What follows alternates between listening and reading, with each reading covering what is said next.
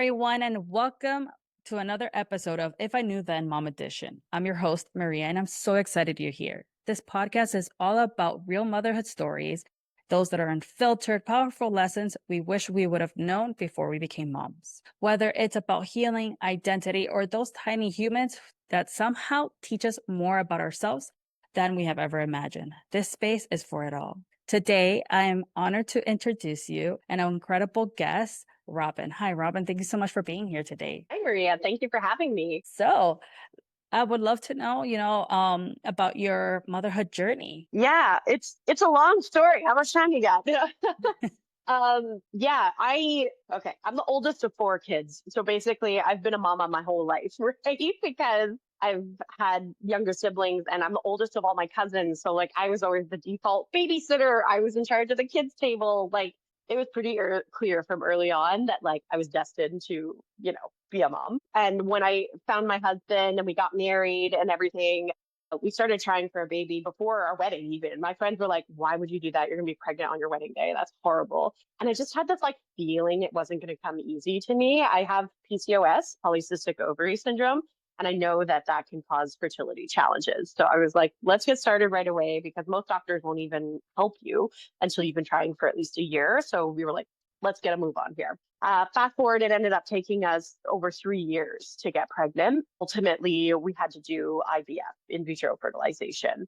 I was able to take medication that helped me ovulate, which was great, but it still wasn't working. And that's when we did the testing and found out that my husband also had fertility issues. So that was when the doctor made it clear, IVF is going to be the only option for you if you want to have children. So that's what we did. We drained the savings. I mean, I'm in Canada, so fortunately IVF is cheaper here. It is not covered under our universal healthcare, so we do have to pay for it. And yeah, it was a long process. It's extremely painful, but I mean, it's worth it, right? When you get the baby at the end. The only caveat is, what if you don't? What if it doesn't work? And then you've spent $20,000 and you've gone through all this pain and you still don't have a baby. So it was a big decision, but we did it. And we ultimately got pregnant with my daughter. And let me tell you, totally worth it, right? She's 3 now, 3.5, and it's amazing. She teaches me something new every single day. But yeah, it was a long, hard journey just to bring her into this world. Very much so. Wow, thank you so much for sharing that. I can only imagine how, just alone by sitting there and having that conversation with your husband to figure out whether that is going to be an option or not must have been huge. Yeah, at one point we were talking about, do we want to go, a sperm donor route because that would have been much, much cheaper.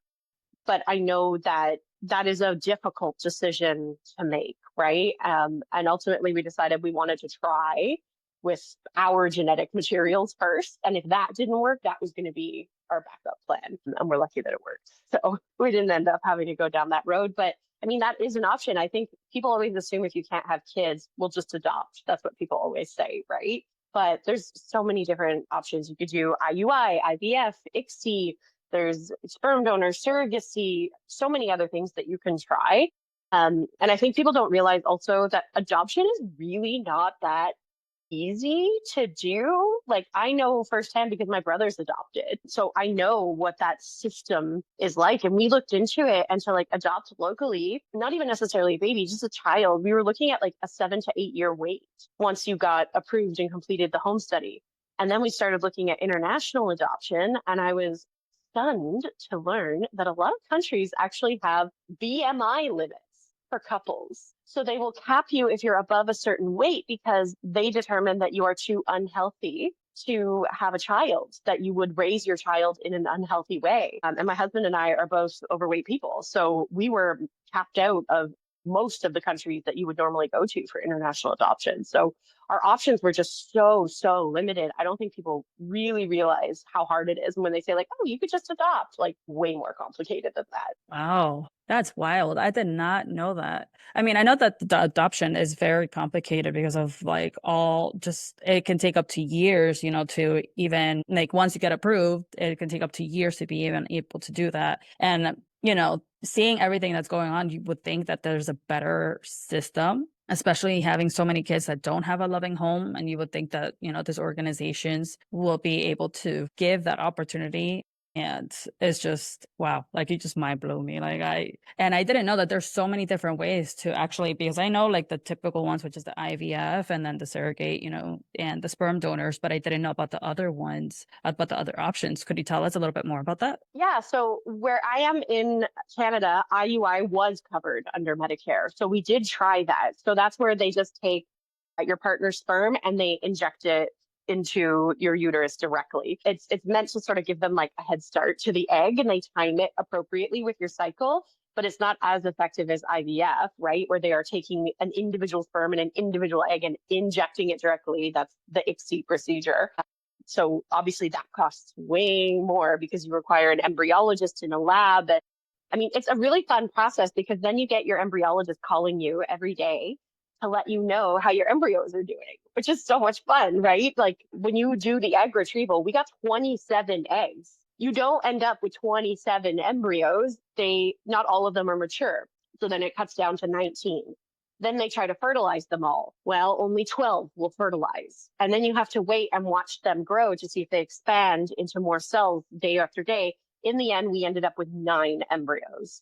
So we did 2 transfers. I believe the statistic is usually it takes about 3 transfers to get a successful pregnancy. We ended up getting pregnant on our second transfer. So we still have 7 embryos that are frozen. If we decide, I think we're leaning towards one and done, but if we change our mind, we have 7 frozen embryos. But I know for some couples, if you only retrieve 5 eggs to start, you're gonna be lucky if you end up with 1 embryo at the end. So there's so many factors that are out of your control, which is what makes it so, so, so scary. Yeah, I can only imagine. Wow. That's definitely experience. And how did your pregnancy go? I had a totally normal, healthy pregnancy, which was funny because when I was trying to get fertility help, a lot of doctors, also because I'm overweight, didn't want to help me. They had BMI cutoffs and they were like, we just don't do IVF for women in your size. Like, sorry, go lose 100 pounds and come back to us. I was like, oh, okay. I was working towards losing weight at the time. I ended up losing 40 pounds before we did IVF, but I found a doctor who didn't care about that. Like he was more about giving me the information and saying, being overweight does decrease your chances of success. But as long as you understand that, of course, I'll work with you. Everything in my chart, my blood pressure, like I had no medical issues. He was like, you're perfectly healthy. You just happen to be overweight. So we went forward. I had a totally normal, healthy pregnancy, no issues, just like minor morning sickness in the first trimester, kind of the usual stuff. She was perfectly normal. Like I did have some fat shaming experiences with doctors while I was pregnant where I had one doctor who wanted to diagnose me with gestational diabetes, even though I'd passed the glucose test twice. She was like, well, at your size, it's just not possible for you to not have gestational diabetes. So we're going to put you on the GD diet. It's time to lay off the pizza and the soda. And I was like, I don't even drink soda. Like, I was so confused. She just made all these assumptions about me. I just changed doctors. I was like, well, obviously this person is not going to provide me a certain standard of care. She's already made up her mind about me, right?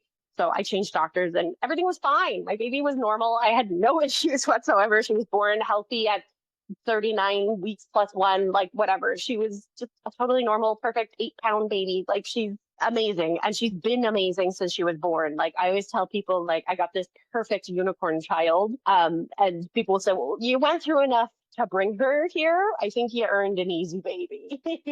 Yeah, definitely. That's wild. It's crazy because I actually had gestational diabetes with my Okay. first baby. And, what's crazy is I actually also changed doctors maybe like 4 times while I was Wow. pregnant because of very, like similar experiences. Like these doctors are very dismissive or just assumed, right? And it's not fair. It is not fair for the person that is sitting there wanting to ask for help and wanting to have these services that we deserve at the end of the day, right? And so it is, wow, it's just, I'm glad that you have a perfect unicorn baby because let me tell you something that is just such a huge blessing. It is. And like, it makes everything so much easier. I always say, like, she was always a great sleeper and a great eater, which are like the 2 biggest things with a baby, right?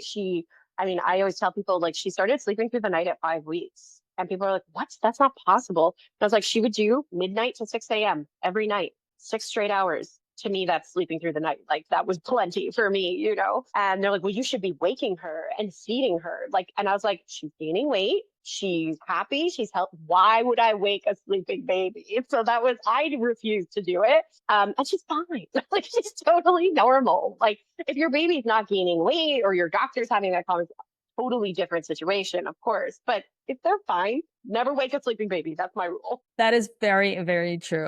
Me as a sleep consultant will tell you, like, if your little one has no health issues, they're gaining weight, they're healthy, you don't have to wake them up, unless you have somewhere to be. Don't wake up the baby unless they are having some medical issues. Then do that. But in the meantime, that is fantastic that you got lucky to have a. Yeah, my boobs weren't sleeping through the night. Like I still had to get up and pump.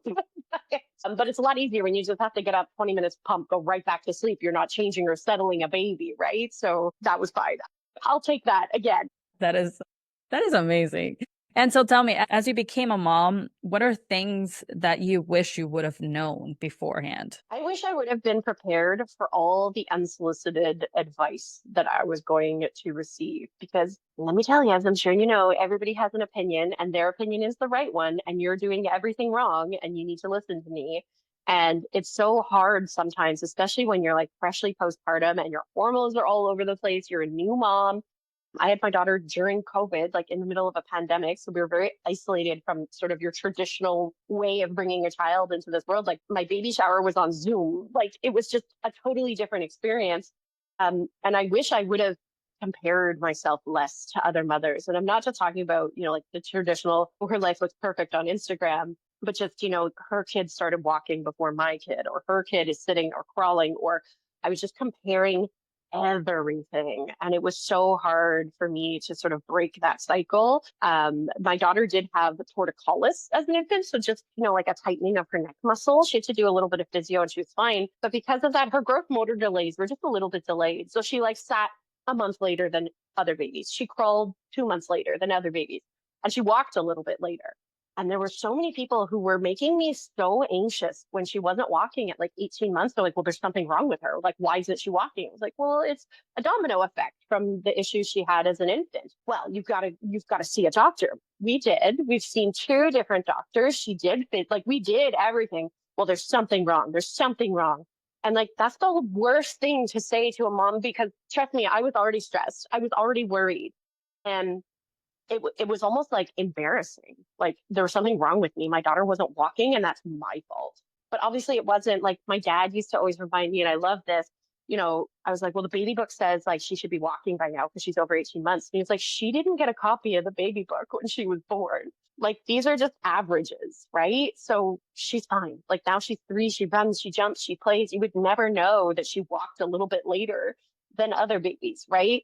But I think for new moms, we have so much pressure that we're putting on ourselves. And the last thing we need is more pressure from other people. Oh my goodness. Yeah, that's definitely one of the hardest lessons to actually learn, especially as new moms, I also, like, my first was also a COVID baby. So it was the whole, I still remember even walking into a supermarket. There was a random lady. Don't know her, never seen her in my life. I decided to always take off the socks because either way she wouldn't leave them on. So why am I going to go ahead and stress out about socks, right? So I'm walking in. First of all, how dare I walk in a supermarket during COVID? And it's kind of like, well, what am I supposed to do? We need food. It's going to be in and out. And as long as, like, obviously there's the 6 foot, whatever, all of these rules and things like that made me feel safer for me to go out to do a quick run. But this lady gave me the longest lecture that I should be putting socks on my baby because this is how she's going to get sick. And I just looked at her and I was like, okay, thank you so much for your information. I hope you have a wonderful day. And I just walked away.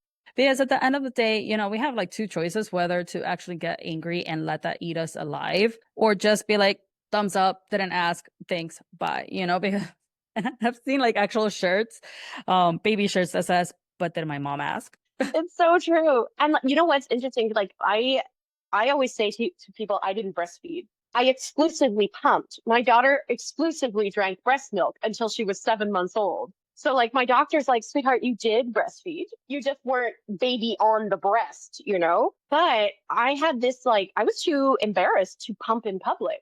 Like I had this like I don't know, fear of pumping. Like it almost felt more socially acceptable to have a baby on the breast. But if you put your pumps in, people are like, ew, what are you doing? Like, get out of here.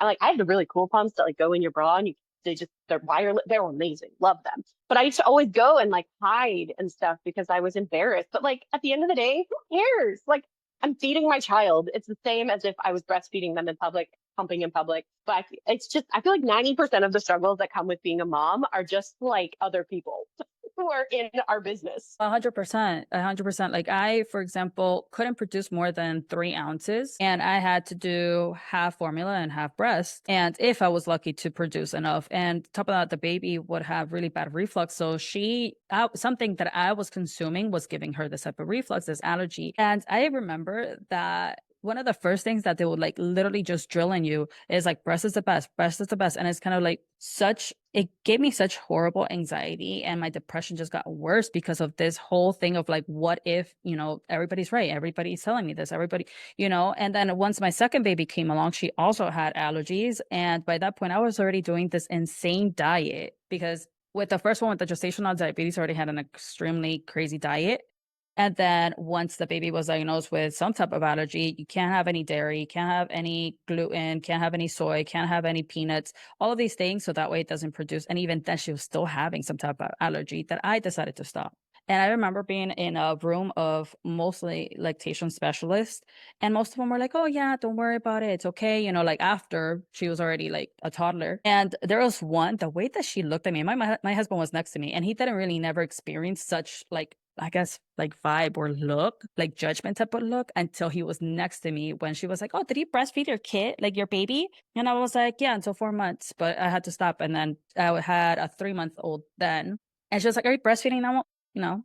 And I just like looked at her very seriously. No. And she was like, the way that she looked at me internally, I felt such a bad, like that guilt, like, man, like, but I just looked at the lady, just like, no. I was like, I ended up in the ER already with the baby because she had blood in her stool. And I was already doing that insane list of what not to eat. And she was still ended up there. So I looked at her and I was like, yeah, no. And then I love that pediatrician that we had then, because she looked at me. She was like, listen, Maria, at the end of the day, there's women that can, and there's women that their bodies just doesn't, or just the baby doesn't click. Like fed baby is the best baby, right? Healthy baby, a happy baby. And that was the first doctor out of, I don't even know how many doctors, that actually looked at me and told me it's okay.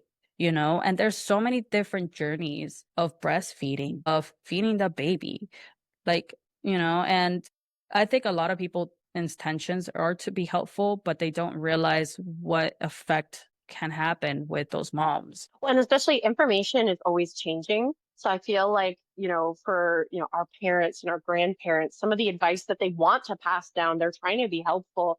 A lot of it is outdated, like specifically surrounding safe sleep. Like my mom wanted to buy these like beautiful crib bumpers for my daughter. And like, first of all, I can't believe they still make them. Like, I don't know how this is even possible. But I was like, oh no, like those aren't really recommended anymore. Like it's not safe. It's a suffocation risk. They take that to believe that like we're telling them they did something wrong. And that's not the case. You did the best you could with the information you had at the time. We know more now and we're making different choices. And she's like, well, all four of you turned out fine. None of you suffocated. I'm like, yeah, but a lot of babies did, Mom. Like, I'm not saying you did something wrong, but if I made that same choice today, it would be the wrong choice.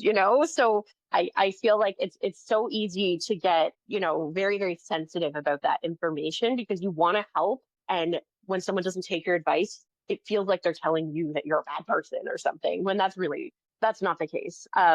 So I would say, like, I would just say for new moms, don't give advice unless they specifically ask for it. And it can be really hard. Like I've had friends who've had babies after me and they'll be complaining about something and I'm like, oh, I'm trying so hard not to give you advice, but I don't unless they ask for it. Yeah. And when they do, give it to them, but until then, just keep it to yourself. Write in a journal. I don't know. I tend to ask, like, okay, so are you telling me this because you would like my input, or are you telling me this just to hear you out? Because at the end of the day, like, okay, so I do have like a lot of things like internally that I'm working on to be able to keep to myself, because I honestly, I understand what it is to feel like that, and for example, the teething like beads around the necks of babies. And there's a little one in my daughter's school that has it, and she's maybe like 16 months or something. And I see that, and it just internally just eats me up because I've seen so many cases. And I told the teacher, I was like, hey, have you talked to the mom about that? Because it could be a risk. And she was like, yeah, I've talked about, like, we kind of like mentioned it, and automatically the mom got defensive. And it's understandable. And something that I told my sister when she first got pregnant, it was like, you have little to no control over what happens to your babies, right? Like whether they get sick, whether something happens, we have very little control. And as soon as you understand that, it's easier to have like a smoother ride on motherhood journey. But the things that you do have control, like for example, the safe sleep, the bumpers, you're able to go ahead and take that out of that occasion, right? Because you do have control. So it's just so many little things like that that is just like, my mom would also, like, my parents would still also get offended. They'd be like, oh, what does the manual say? I have like the sarcastic remark, what does the manual say? What does the manual say? I'm just, I got so fed up at one point. I was like, listen, I have the information and I want to do the best that I can with what I have. I understand that this is probably entertaining for you, but you need to understand that at the end of the day, I'm trying my best. And by you making that comment, it's just making me feel bad by wanting to do the best that I can. Yeah. And I mean, then you end up with grandparents who are like, I never get to see my grandkids. Why? Like, maybe just be super supportive. Like, I don't know. My dad lives around the corner from me. Like, I purposely bought a house 6 doors down from my dad because he is so supportive. Like, if he babysits, it's like, what are your rules? When is her bedtime? What do I make her for dinner? Like, I'm the boss. And it's not just about like having control, but it's knowing that my child is cared for in the same way that I would care for her, which means I don't even have to think about it when she's in the care of my father because I know she is perfectly well looked after. Whereas if you're leaving her with somebody where you're like, they've got grandma rules, or, like they're not going to do what I would do, or, their car seat isn't necessarily installed correctly and they're going to take her somewhere, like that fills me with so much anxiety that I'm just not going to go. And that doesn't mean I'm an anxious mom. I care about car seat safety. I think that's pretty reasonable, like these kinds of things. But I feel like so often we are made fun of, like for being like hysterical or anxious. I remember I didn't have like a diagnosed postpartum anxiety, but when I first came home, I had this recurring nightmare where we had fallen asleep with our baby in the bed. That was the nightmare. And I would wake up in a panic, being like, she's in the bed, she's in the bed. Like, we're going to roll on her. And I would have this dream, like literally like 10 times a week, constantly. And I would wake up in a panic, and my husband would like make fun of me for it the next day. Like, oh, you woke up, the baby's in her bassinet. Like, he would tease me about it. And I was like, you don't understand how panicked I am. This is like a symptom of obviously some very real anxiety that I'm experiencing. But I feel like so often, just because we're women, we're dismissed like, oh, you're being hysterical, you're being overprotective, you're a helicopter mom. When, we're the ones that are doing the research. We are reading all the latest studies. We're the ones that are following the mom content creators on social media. Like, we are up to date and filled with knowledge and worry all the time. Like, I talk about something I wish I'd known before I had children, was how you are just worried 24/7 for the rest of your life. Oh, yes. Yes. My grandma at 97 had Alzheimer's, and she was still worried about my mom when she was 7 years old. Like, she would sometimes like go into that time zone, and she would look at me. She's like, where is she? Where is she? So I would tell her that she went to the movie theater with one of her older siblings. So that way she'd be like, oh, okay. And she'll stay calm. And so even when you're already in that stage of mind, if in case you ever go through that, you still would be worried about your kids. And at the end of the day, that makes you a good mom. And it's unfortunate that those comments come and go. But I think once we start realizing that they're there and that it's true and they're real and they're coming, see how you can have tools or somebody to help you, give you that type of information, or how to prepare you, how to like respond to that, so that way it doesn't start eating you up. Because I know a lot of like my clients would have that type of internal replay disc over and over and over and over, and at the end of the day it can get you seriously like sick at a certain point that it just drives you crazy. Yep. And, I also found one difference. Again, being in Canada, I had paid maternity leave. So I was off paid for a year, makes things a lot easier. And everybody told me how hard having a baby was going to be, right? You're not sleeping, it's so much work, it's exhausting. And, hot take, but I found having a baby way easier than the stage of life that I'm currently in with a 3.5-year old because I was off work. My husband was off work for the first 5 weeks. He had 5 weeks paid off. So we were just sort of cocooned at home in this like happy little bubble. My daughter was sleeping well. She was eating well. I had meal prepped a ton while I was pregnant. So I'd made all these like lasagnas and casseroles in the fridge. So I hardly ever had to cook because it was just like I'd written the instructions on them for my husband. So he knew what to do. And you have friends who are like, I'm going to send you dinner from Uber Eats or whatever. So like, I just found we had so much support and things were so much easier. Whereas I had a really hard time going back to work again and having to like go places and not having meals prepared. And all of a sudden I have to cook 3 times a day and worrying about my child's nutrition. And oh my God, all she'll eat is chicken nuggets, freaking out like she needs a vegetable. I'm the worst mom ever. And nobody wants to support you anymore because you don't have a cute, squishy newborn. Nobody is offering to come over. Like when you have a baby, oh, can I come over? I'll watch the baby so you can take a shower. Or they come over and they start folding your laundry. I was so lucky. But that all disappeared. That all vanished. And I would rather have that support and help now. So like, can someone please come over and do a little laundry for me? Like I would cry. That would be the greatest day of my life. So that was a lesson for me too, with my friends who have children, is to show up for them beyond the baby years, to not even like say like, hey, do you need help? Because I think so many moms are too proud to ask for it, but to just be like, hey, I'm in your neighborhood and I'm dropping off coffee. If you want to have a visit, I can come in. If not, I'll just leave it on the doorstep. Something like that would literally make me cry. And if I like went over, I would just start folding the laundry if I saw a basket there. Like it completely changed what I will do for my friends and family who have children in the future, just based on what I experienced myself. Yeah, 100%. I actually lost a lot of friends because I guess, because at the end of the day, it is an excuse of, oh, I didn't want to text you because I didn't want to bother you. Oh, I didn't want to call you because I didn't know if you were busy. And that's just an excuse at the end of the day. Like I have friends that are in New York, that are in Texas, and we still communicate whatever's going on. And, of course, now we're moms. So of course we even know, we understand even more why, but that shouldn't be an excuse. If you want to be there, if the people, whoever's listening to this, whoever wants to be there for you and your kid will be there for you and your kid unconditionally. And in case of anything, have a communication skill. Like, hey, do you have 8 minutes? Because at the end of the day, we only need 8 minutes to be able to vent and feel better of whatever's going on at the moment or things like that. But in case you don't know how to help your mom friends, what Robyn said, to be honest with you, 100% true. Like I would help, friends do the dishes or cook something or things like that.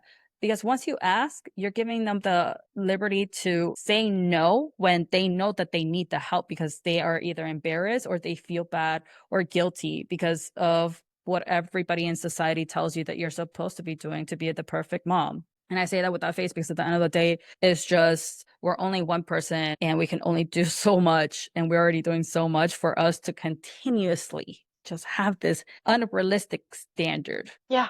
It's exhausting. And like, you know what? Most of it is us. We're doing it to ourselves. I feel like for millennials in particular, we're like trying to heal from the way we were raised. And I'm not necessarily saying my parents were bad parents. They did the best with what they do at the time, right?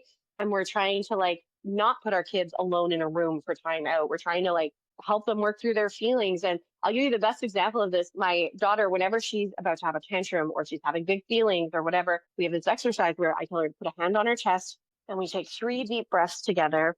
And then we talk about whatever's bothering her. And the other day, we were playing and she accidentally hit me in the face. And I didn't yell at her, but I was like stern, you can't hit mommy in the face. And she said, Mommy, put your hand on your chest, take a deep breath. Like she has learned that skill, that like crisis resolution skill. I was very annoyed that she like Uno reversoed on me. So like use what but I was also so proud that my 3-year-old knows how to deal with like big feelings, Whereas when I was a kid, if I had smacked my mom by accident, go to your room, that would have been how she dealt with it.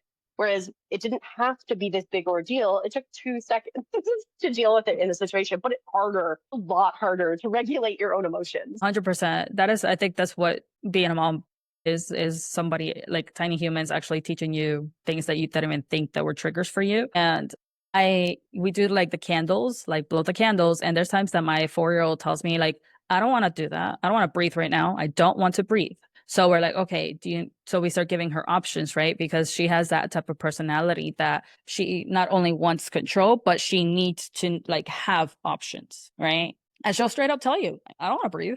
Like, I don't want to calm down. I want to cry. And I'm like, okay, do you want to cry? Okay, cry. Do you want me to hug you or to leave you alone? So things like that, knowing the personality of your child is such a marvelous thing. And then when they start playing the reverse card of like, the other day, my daughter looks at me, she's like, I don't like how you talk to me. And I was like, I'm gonna tell my dad. And I was like, okay, go ahead, call your dad.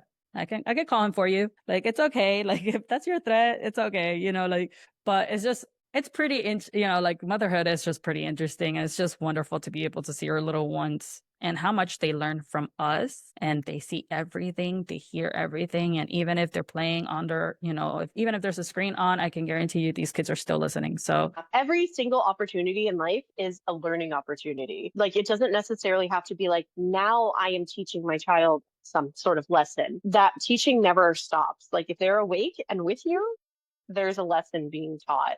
And you don't even realize it. Like, at the point where my daughter helps me make dinner every night, it's, I think, really important for her, one, to learn to cook, but also just like for fine motor skills and things like that.